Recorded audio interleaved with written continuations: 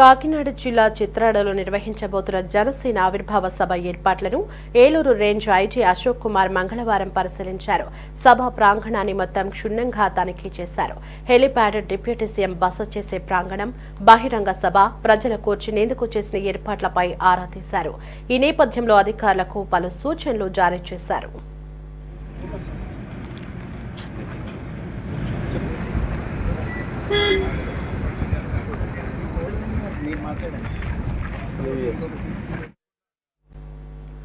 ఈ నెల 14వ తేదీన కాకినాడ జిల్లా పిఠాపురం మండలం చిత్రాడలో జనసేన ఆవిర్భావ సభ జరుగుతోంది. దీనికి లక్షల సంఖ్యలో ప్రజలు వస్తారని నేతలు ప్రకటిస్తున్నారు. దీనికి తోడు పోలీసులతో పాటు తమకు కూడా డిప్యూటీ సీఎం భద్రత చూసుకునే బాధ్యత ఉందని మంత్రి నాదెండ్ల మనోహర్ వ్యాఖ్యానించారు.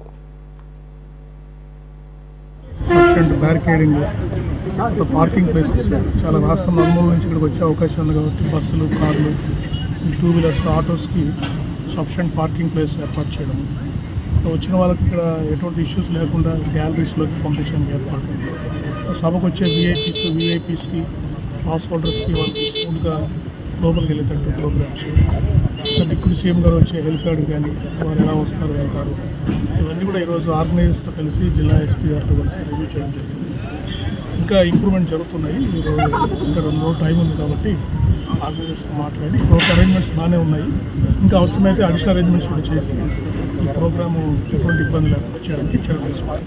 17 నుంచి 2000 మంది ఫోర్స్ని డిప్లాయ్ చేస్తాం. జిల్లా ఎస్పీ గారి ఆధ్వర్యంలో ఇది జరుగుతుంది. అవసరమైతే అదనపు అధికారులను కూడా ఇక్కడ డిప్లాయ్ చేస్తాం. సార్, ఇక్కడ ఏర్పాట్లు ఏ విధంగా ఉన్నాయి సార్? ఏర్పాట్లంతా ఇంకా జరుగుతున్నాయండి, ముమ్మరంగా జరుగుతున్నాయి. ఇంకా కొన్ని ఎక్స్ట్రా అరేంజ్మెంట్ చెప్పాము ఆర్గనైజర్స్కి, వాళ్ళు చేస్తూ ఉంటారు. ఒకవేళ వెహికల్స్ ఎక్కువ వస్తే కానీ అడిషనల్ పార్కింగ్ కావాలని చెప్పాము, దానికి కూడా వాళ్ళు రెడీగా ఉన్నారు.